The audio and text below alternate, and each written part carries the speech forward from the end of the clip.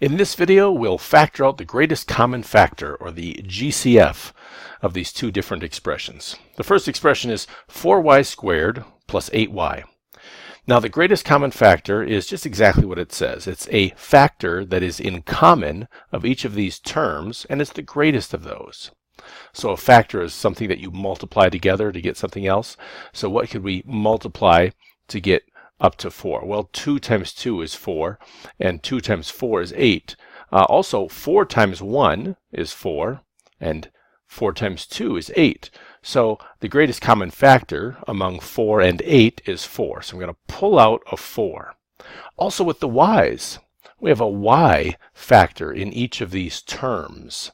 So I'm going to pull out a y. And now the nice thing about factoring is it's the reverse of distribution, or the reverse of multiplication. So I can think in reverse now. What would I multiply by 4y to get 4y squared?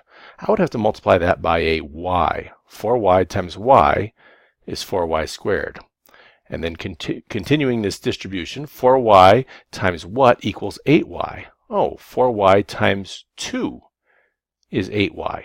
So this is the factored form of that expression. On to the next one.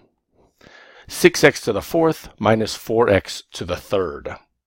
Now, what is the greatest common factor, or what can be divided out of 6 and 4, out of these coefficients in each term? It looks like 2, right? Not 4, because we can't divide 4 out of 6, but we can divide 2 out of each of those. So I'll write down 2. And then what can we factor out of x to the fourth and x to the third? Well, we can take the smallest exponent term, or smallest exponent factor.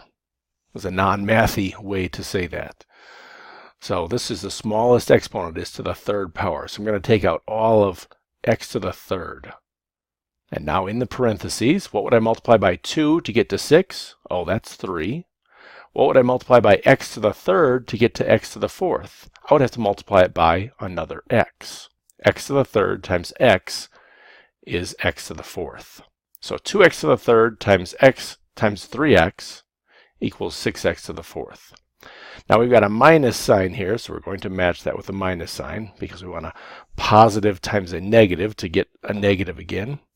2 times what equals negative 4? It's 2 times negative 2. The negative is already here with the minus sign. X to the third times 1 equals x to the third. We don't have to say times 1 here. We can just close off the parentheses.